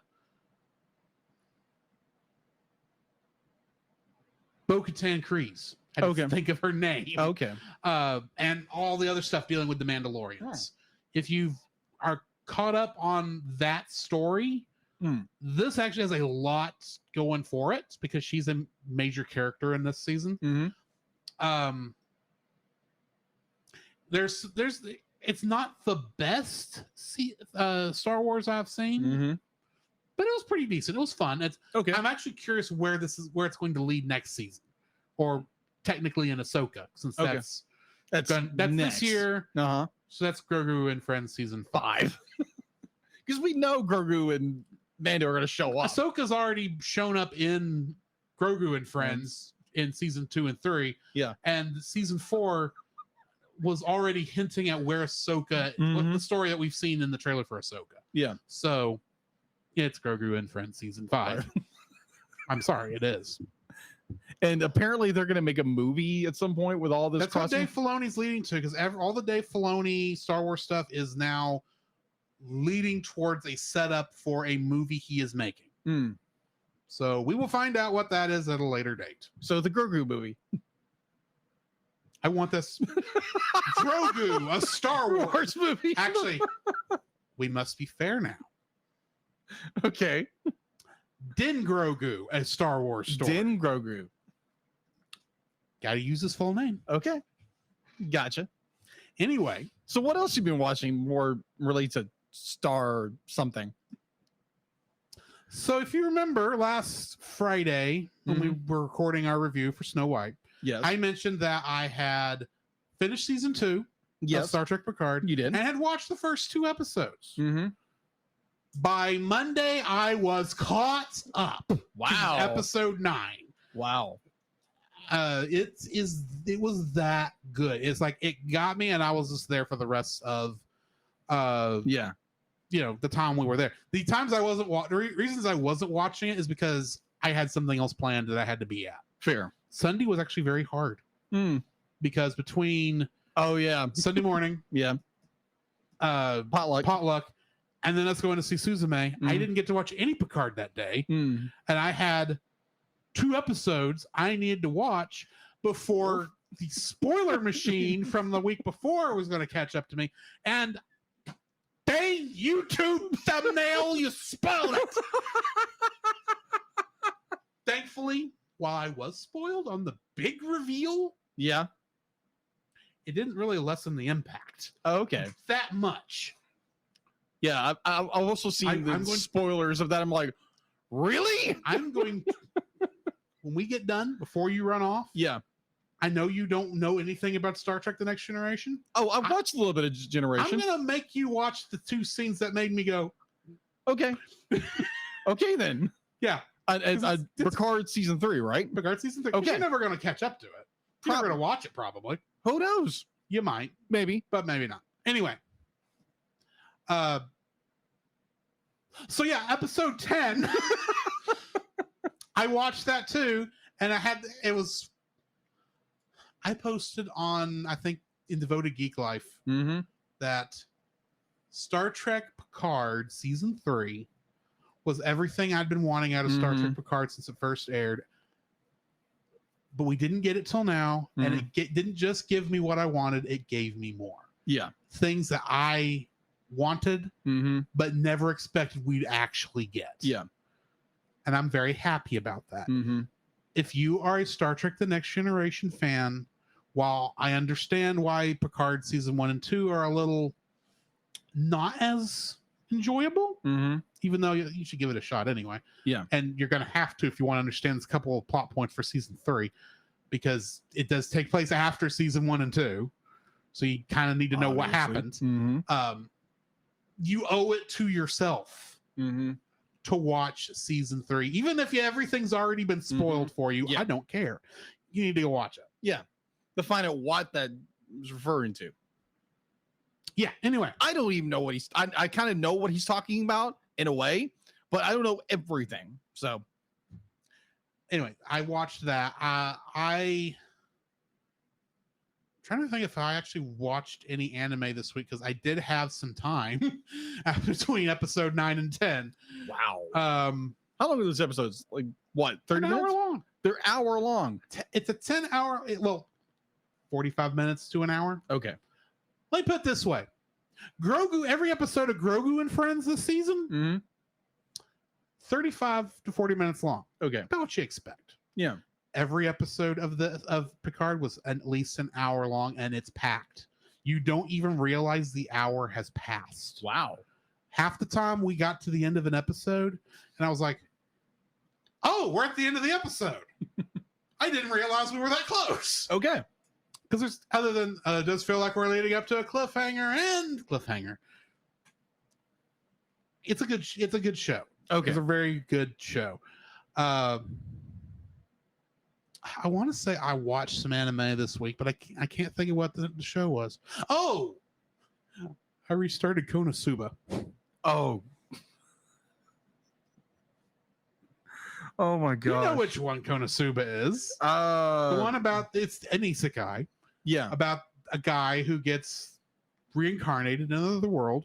He can bring whatever he wants, so he chooses the goddess who's sending him. Oh to that yeah, that's Konosuba, and she's useless. That is true. And then he oh my gosh, Konosuba teamed up with another girl. Yeah, who is an archmage, but only knows one spell, explosion. And when she uses it, she then has no more energy the rest of the day. Yeah. And then there's darkness. Oh gosh, the Crusader. Oh my gosh, who really likes being a tank. Oh my gosh, that's all I'm gonna say about that. Yeah. And the reason I was rewatching it is because somehow when we were watching that Chases, I missed the last half of season 1. Really? Yeah. I don't know how that happened. So I am finishing up season 1, then I'll watch season 2, and then I'm gonna watch the prequel season that's running right now. That's about said girl learning explosion magic. Oh gosh. And apparently an entire school of hers. Oh no. Oh crap. But possibly some of them actually being decent wizards. Okay. Anyway. So yeah, that's what I've been watching. Okay. So Jacob, what do we got in the news? The Cellcast News with your host Jacob Heron.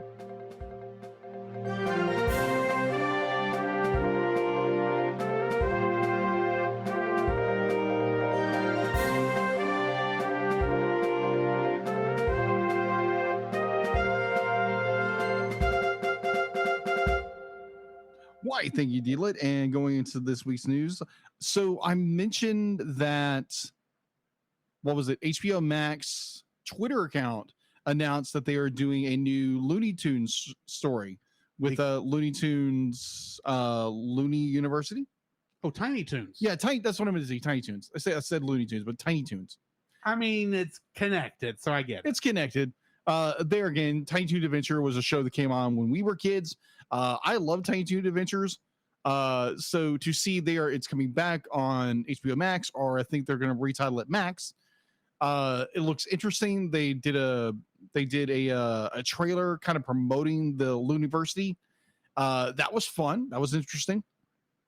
So yeah, I will remind me to post that video, the trailer on the Facebook page. Okay. So yeah, I think that's all that came out. Be like there again. Suzumi came out. Suzumi recently came out. We're doing a reaction to that. Or we did a reaction, it just didn't be put out. And obviously, this is not animation related, but we did mention it before with Mighty Morphin Power Rangers Once and Always. That came out on Netflix. Other than that, I have a tangential news item. Okay, what's that? I say it's tangential because it's not technically, it is connected to an animated movie that we have seen. But this is an issue that dates back to to early Mario stuff. Okay. In the Japanese version, one of the characters is getting renamed. Really? Yes. The character of Spike, the Wrecking Crew owner that was in the movie was making fun of Mario for quitting their job and being plumbers. Yeah, he's from the game Wrecking Crew. Well, in Japan, his character's name is Blackie. Yes. Oh, okay. And there are a lot of problem with that. I see no problems with that whatsoever. Wink, wink, nudge, nudge. Especially since he's as white as both me and you. Yeah. And some of it's not just in Japan where he has that name. There are some other of the more Asian countries that took that essentially it's that name, but pronounced in their language, accent, their way of saying the name. All of those are now officially, especially with the movie, since the movie is bringing the character back in the spotlight. This is the impetus. All those characters that character's getting renamed completely to Spike across the board. Oh, okay. Just a weird little that is weird story that came out it's happening because of an animated movie. Interesting. Granted, Spike has not been seen since Wrecking Crew 98. Okay. In 1998. Wow. So you can tell how important it was for this character to get renamed. Because I doubt we're getting a Wrecking Crew game anytime soon. Yeah. I mean, the game has been re-released on like Nintendo Online service, so you can play the old NES game and stuff like that. But yeah. Right. Just a weird little moment. I agree. So yeah, that's all I have for the news. All right. So we should probably jump into our X-Men. Or into the Savage Land. Finally. Previously on X-Men. Meet the sulky, over-bulky, kinda hulky superhero. A two-fisted and electrically transistored superhero. An exotically erotic and aquatic superhero. The Marvel superheroes have arrived.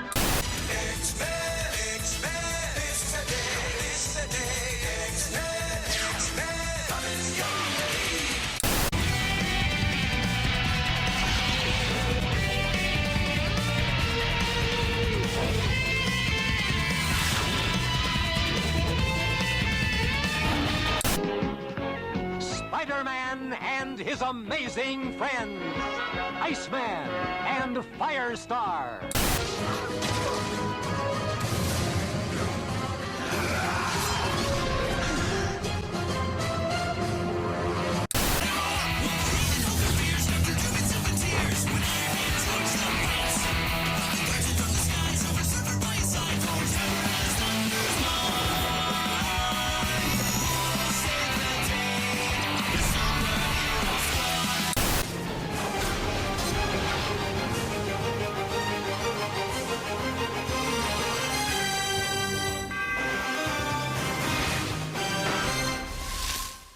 Season 2 season finale reunion parts 1 and 2 is what we're reviewing tonight.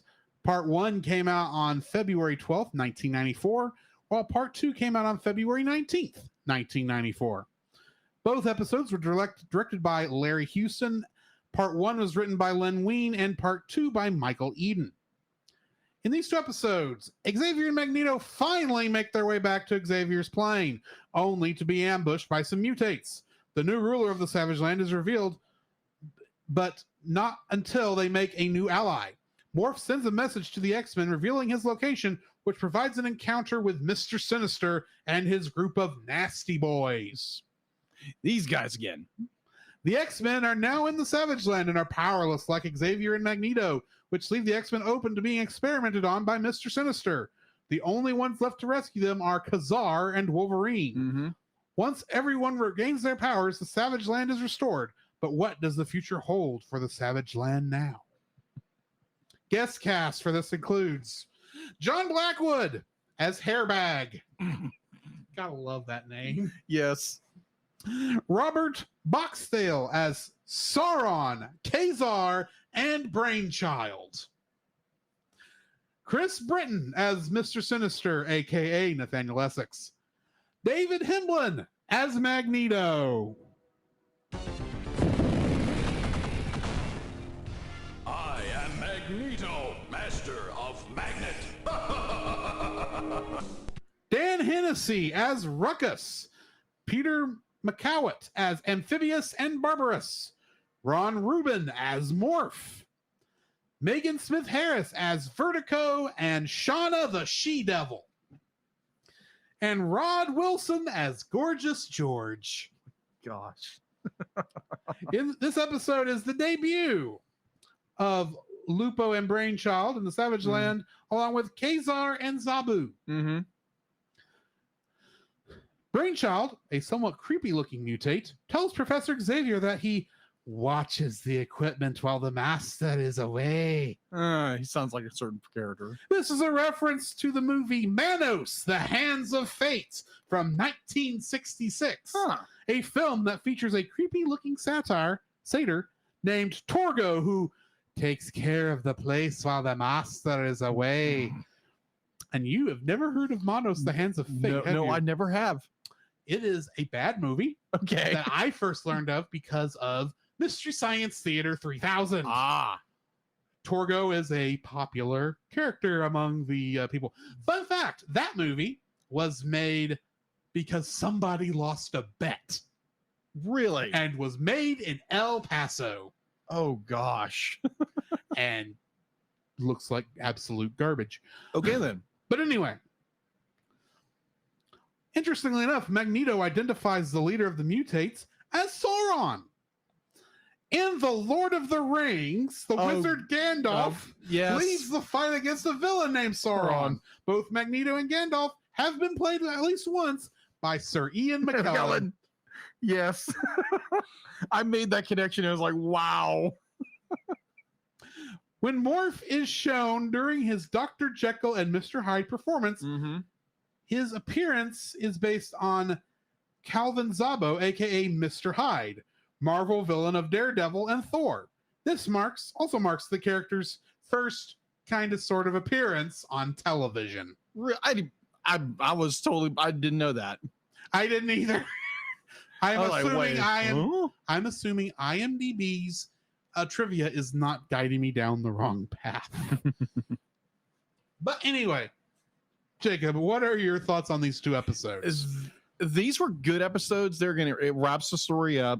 There again, be like, obviously you knew it was Sinister behind the entire thing. You knew it. I mean, he was at the beginning when they landed in the Savage Lands the first time because Morph sent them there. Yes. So, I wonder. Yeah, I wonder why. Because Sinister was our villain in the beginning of the season. Obviously, you got to wrap that around what happens with Sinister in the end. And I think they play it very well. The storytelling is very well done to an extent. I enjoy where the X-Men are lured into the Savage Land. They know they're going into a trap, and they go anyway because they got to save the Professor and Magneto. And I love there again the dynamic between Xavier and Magnus or Magneto. I think it's very well done, even though it's sparsely done throughout the series, throughout season 2. And I find that very interesting that these two characters who have dynamically, I'm saying that right? Dynamically opposed. Yeah. Viewpoints. They have to work together. They have to work together in order to survive. And I enjoy that part where the X-Men come into the land and they don't have their powers. And I can't remember what character says it, but it's what are you without your powers? Nothing. And that's so incredibly true that these super powered heroes without their powers, minus Wolverine, are normal human beings who are so codependent on their powers. And I don't know if they explore that later in the series or not, but it's very interesting when you have a mutant character who no longer uses their powers to how are they able to defend themselves against other mutants without power. So I find that very interesting, except for Wolverine. I loved where Wolverine be like, he realized he can still pop his claws out, but it hurts. Like we don't get him on the ground screaming because his hands, he's the adamantium going through his hands. Mm-hmm. But I enjoy that part. I enjoy the story itself where Rogue and Gambit finally share a kiss with each other. Yeah. How much be like they do mean to each other. And I enjoy that part. I love it where Scott removes his visor or moves his it's a visor, right? Yeah, it's a visor. Yeah, removes his visor. You actually see his face because he no longer has an optic blast. I enjoy that. There again, it ties in with be like mutants without powers, just normal human beings, and they know what it means to be vulnerable. And the part I didn't like because they literally just rehash what they did in episode 1, season 2. Or I think it was a two-parter, right? Mm-hmm. Where it's be like, Mr.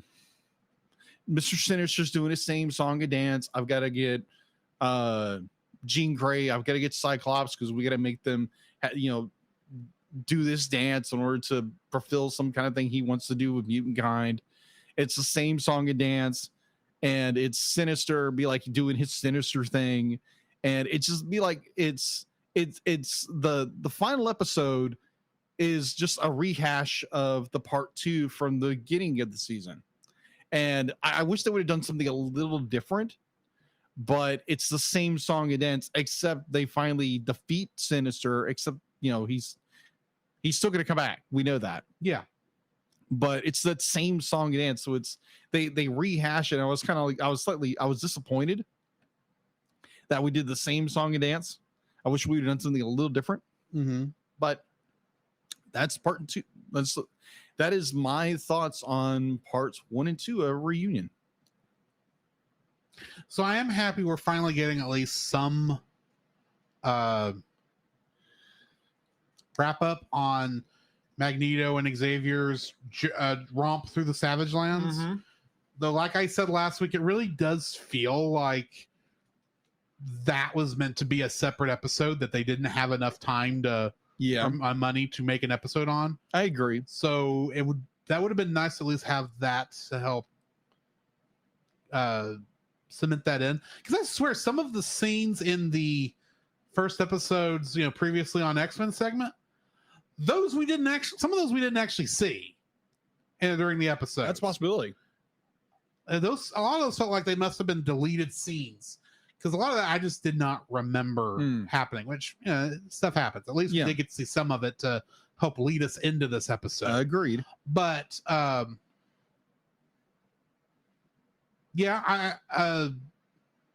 was I count a couple of errors, animation errors. One of them, the red diamond on Mr. Sinister's chest, for like half of a scene, it's black and then it turns red. Oh yeah, that's right.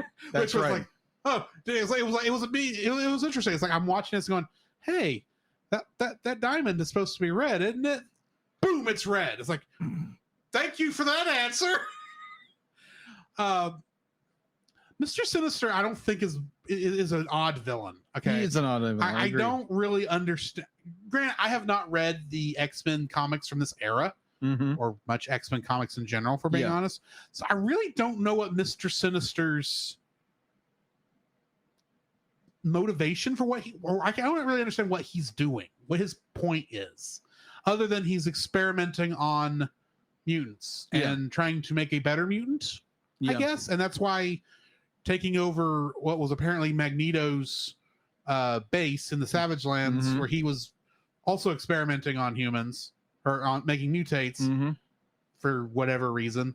That makes sense to some degree, but this was to some degree this was a straightforward episode. It was a rescue op. It somewhat went south, and a lot of it was, I'm stronger than you are. I'm going to weaken. I'm going to take Magneto's strength and make it mine. It's like, will you shut up, lady?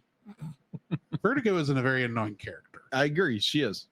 And I still don't really know. Okay, so she took, I'm assuming, Mr. Sinister copied Magneto's magnetism off of him and gave it to her, is what I'm assuming. I understood what happened, but I still don't see her. She's doing more. Her powers are more psychic before that point. Yeah, but she never uses the I think it's just more she absorbs more of his strength than his power. Maybe. I mean, she never uses the magnetism. Her energy wave is a different color. Yeah, it's more. It's less glow. You can kind of see the pattern, the gel pattern that was behind it. Yeah. And after that point, and her energy output is more like Magneto's red expanding circle that he uses a lot of times. Except it was not red. It was anyway. I was really more hoping to see this sounds a lot like Weapon X. Yeah, because maybe that was. I don't know. I'm assuming this was copying Weapon X, because I assume in the comics Weapon X had already happened by this point. Yeah, but then I don't really know how things. I don't know actual turn of events in the comics. But this seems a lot like what they were doing with Weapon X, where they're trying to make the perfect mutant by combining all these different powers along with the adamantium and all that. Yeah, no X-Men Origins Wolverine. Thank you very much. No. I hate their excuse for where Deadpool's name came from in that movie, because that's not where the name comes from. Deadpool was literally called Deadpool in the comics and because he was a failed. They thought he was a failed experiment, so they threw him with the rest of the failed experiments in the Deadpool. And he took his name from that. Not that he was this ultimate machine that was a pool of deadly powers. Yeah, it's like it's dumb. Yeah, agree. It is dumb. Anyway, I don't know. Mr. Sinister is just such an odd villain for the X-Men. Yeah, and I still don't know what his motivation is anymore. And because I get what Apocalypse is. That's very obvious. He wants to cause the apocalypse. I get what Magneto's trying to do. He's trying to raise. He's trying to fight for mutant superiority, or at least that's generally what he does. Yeah, and Mojo just wants to make. I never said good television, or else no, that's not what he wants.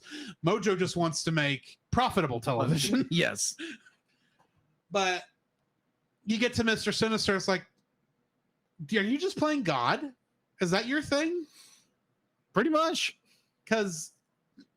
I really hope you're it was one of those things where I was watching going, I really hope you're a more interesting character in the comics than you are here. And that maybe at some point this will bleed over and I'll understand what your entire point is. Because I actually have this problem with the movies too, because he's in Days of Future Past, because he's the one in charge of the Sentinel program. Yes. For some reason. Yeah. And it's like, I still don't know what your thing is. But anyway. I am looking forward to next season. That's looking like it's probably going to be good. Yes. But and we're getting a lot more like the classic stories. Yeah. And this wasn't a bad couple episodes. It did do a nice job of wrapping up kind of what this season was. Because this season was very much, we needed to get the two biggest egos out of the room so that we could learn about all our characters. Yeah. And that's why they were in that. Honestly, that's in my thought. That's why Magneto and Xavier were in the Savage Land, so they would not be involved in causing issues, so that the rest of the team could get their time in the spotlight. Now that we know who these characters are to some degree, yes, I'm really hoping next season, at least looking at the episodes for next season, I know we're going to get into some of the classic stuff. Oh yeah. Get into really good stuff, because I think, if I'm not mistaken, we're coming up on Phoenix. Yeah, we are. Which is going to be, oh boy, it's the third episode in season 3, and it's a saga. And that's just the regular Phoenix. Yeah, not Dark Phoenix.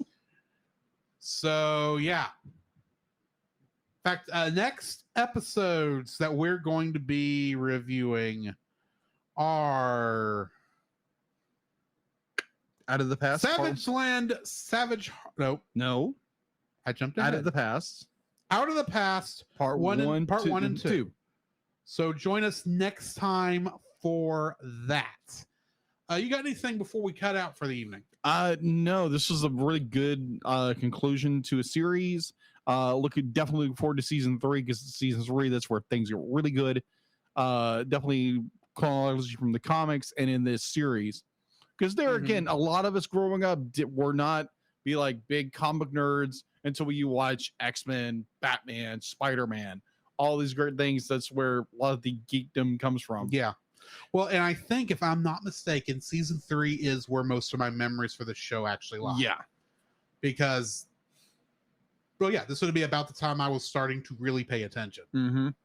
So join us next week for that, along with Batman and X-Men in the same episode. We are going back to the 90s. Yes, we are. Oh my gosh. Yes. So, yeah. Join us next week for that. In the meantime, this has been Drew. This is Jacob. And we'll catch you in the next frame. You can follow Jacob on his Facebook at Jacob B. Heron. His Facebook page, Jacob's Daily Art Corner, where he tries to draw each and every day. His Instagram at Jacob B. Heron. His Twitter at Jacob Heron. And his Letterboxd at Jacob Heron. You can find Drew on Facebook at Drew Dodgen. His Facebook page, Drew's Photo Bin, to see his photography. His Letterboxd page at ggeorge759.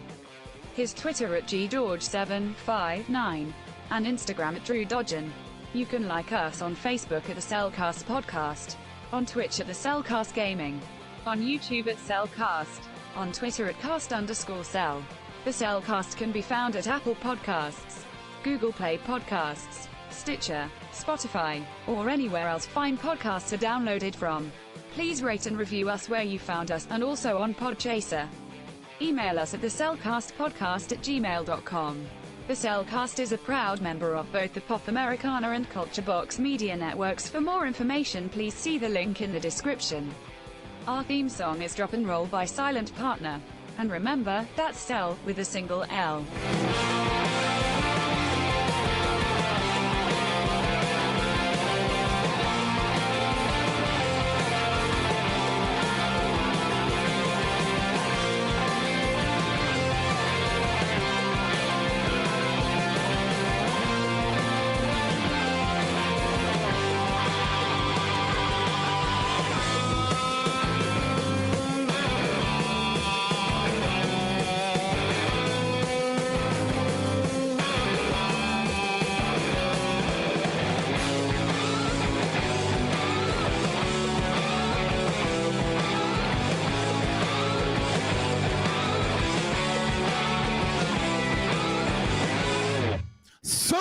Evil empire of injustice.